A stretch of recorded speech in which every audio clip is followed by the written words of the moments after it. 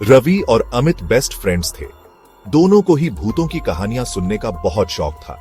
हर शुक्रवार को वो मिलते थे और एक दूसरे को डरावनी कहानियां सुनाते थे। एक शुक्रवार अमित एक पुराना हाथ से बना नक्शा लेकर आया। उस नक्शे में दिल्ली के बाहरी इलाके में एक पुराना किला बना हुआ था।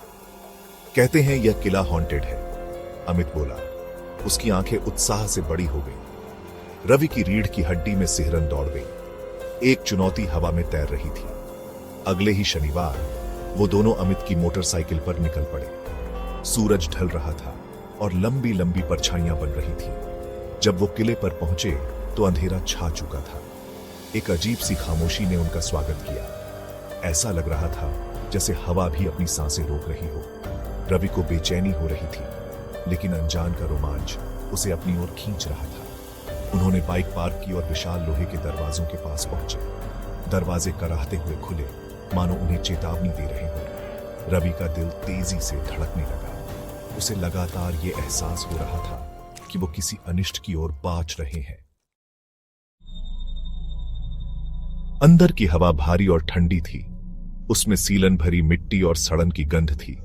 रवि को किसी की मौजूदगी महसूस हुई। कोई अदृश्य ताकत उन्हें देख रही थी। वो एक विशाल आंगन में पहुंचे।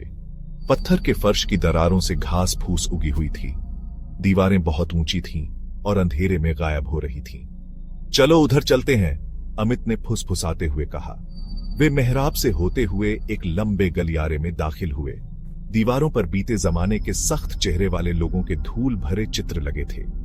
रवि को एक खास पेंटिंग की तरफ अजीब सी खिंचाव महसूस हुआ। यह एक औरत की तस्वीर थी। उसकी आंखें बिल्कुल असली लग रही थीं। जैसे ही रवि हिला, उन्हें लगा कि वो आंखें उसका पीछा कर रही हैं। उसकी रीढ़ की हड्डी में फिर से सिहरन दौड़ गई और उसने जल्दी से अपनी नजरें घुमा लीं। वे आगे बढ़ते रहे। हर कमरा पिछले वाले से ज्यादा जर्जर था। सन्नाटा इतना गहरा था कि बस उनके अपने कदमों की आवाज और ऊपर अंधेरे में चमगादड़ों के उड़ने की आवाज सुनाई दे रही थी। वे गलियारे के आखिर में एक कमरे में पहुंचे। यह कमरा बिल्कुल खाली था, सिवाय इसके बीचों बीच एक कुएं के। कुएं के आसपास का फर्श गहरे गेरुए रंग से सना हुआ था। रवि का खून ठंडा पड़ गया। वो समझ गया कि वो क्या देख रहा है। खून के धब्बे। उसके दिल को मानो किसी ने मुट्ठी में भींच लिया हो। वह वहां से भाग जाना चाहता था। जितनी तेजी से दौड़ सकता था, दौड़कर। ये क्या तुमने सुना? अमित ने फुसफुसाते हुए कहा। उसकी आंखें डर से फैली हुई थीं। एक धीमी भारी गुर्राहट कुएं से निकलती हुई महसूस हुई। रवि को अपनी गर्दन पर किसी की ठंडी सांसों का एहसास हुआ।